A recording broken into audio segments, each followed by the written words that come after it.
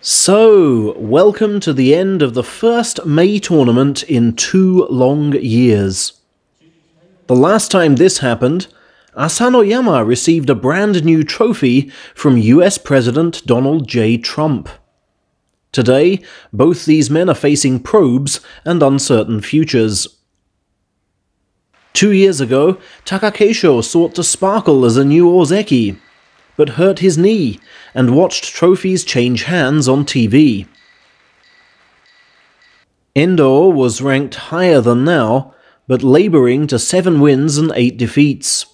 His final bout with Takanori Yago, today trying to flee Division 3 in this apparent up-down playoff.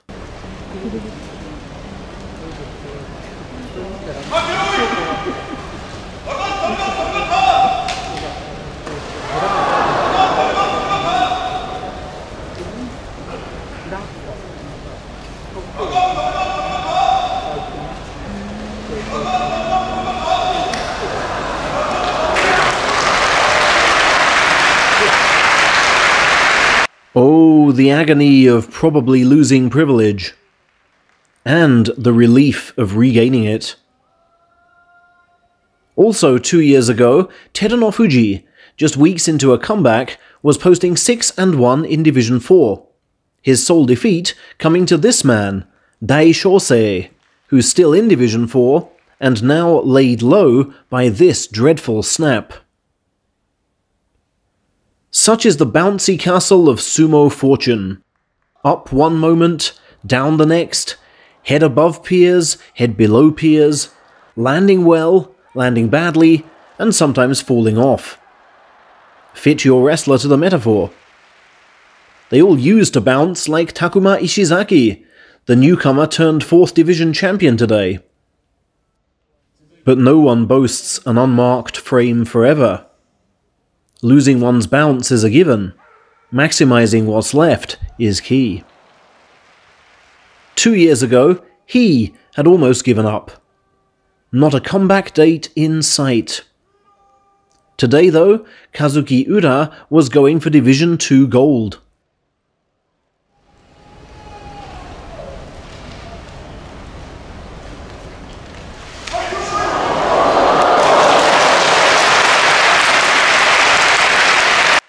And this win, coupled with Chiyono O's subsequent loss, ensured he struck it.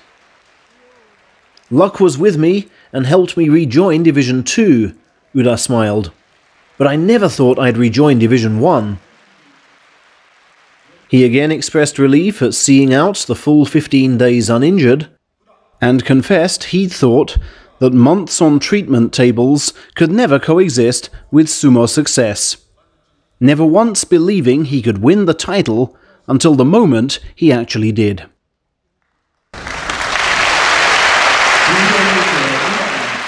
For at least 2 years has Endo reduced his full-on training days to prolong his fighting life.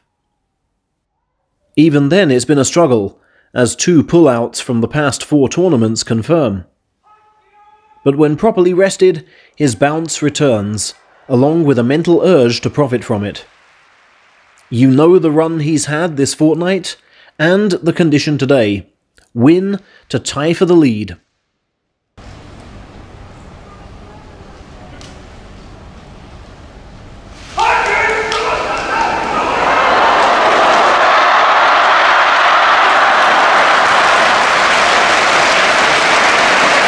But this task was overwhelming.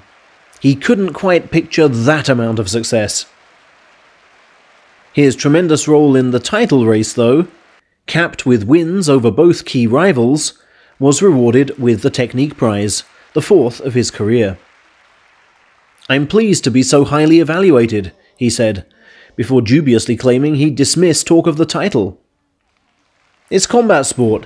You win some, you lose some. That's it," he said.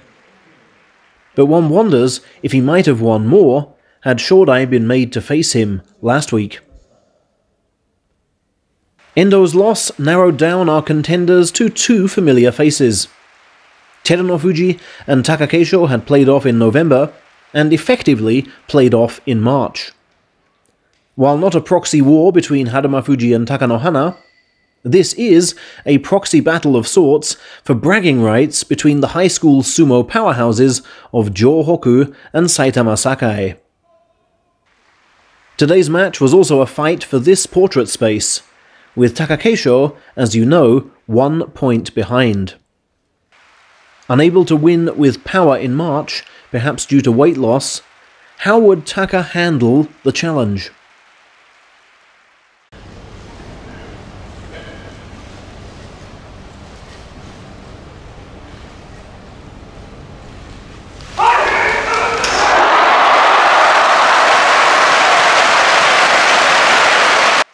By discarding his rulebook and stepping away. A very well disguised parry from the right, not his favoured left, and not on Teru's radar. Keisho had clawed back 2 points in just 24 hours, and that meant a playoff. Only this time, the prize was bigger. A Yokozuna candidacy in July.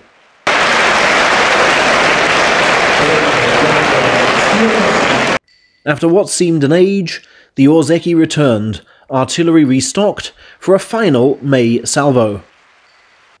The two were at their most exhausted and vulnerable. Keisho running out of technical tricks, Teru frightened of blowing 3 championship points. A pretty fight this would not be.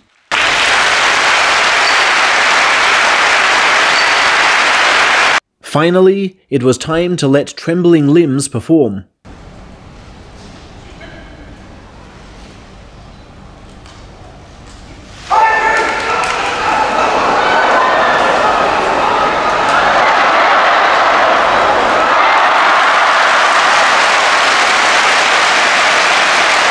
Little in the way of sumo there, even scuffles in bars have been known to flow better. But just as in March, Teru's nerves held out longer, giving him time to create distance and the chance to pull. In so doing, he won his 4th top division title, his 2nd straight, his first as an Ozeki, and became the first returning Ozeki in modern times to take the cup. "I still want to work on things, work harder," he said of his final 3rd collapse. "But you can't have everything go as planned. I reflected on yesterday's loss and put everything into today. Focus on the one bout, and results will follow." And of an impending Yokozuna bid, he said, "I want to see how far my strength can take me while my condition is fine, and be able to say when I retire, I gave everything I had." Numbing knees are a stern reminder of sumo shelf life. Here one day, gone the next. Luck, desire, the wrestler himself. In 2 years' time, our 3 contenders may all be retired. Or they may do all this again. Either way, their feats this May will live long, as fans gladly recall how they cheated all injury odds to shine. Our 3 heroes have told us, no success without toil, no sorrow without hope, no day too grey for a rainbow, or at least the belief that one may be seen. If you've taken a bashing this past year, I wish you all the strength and support in getting through it.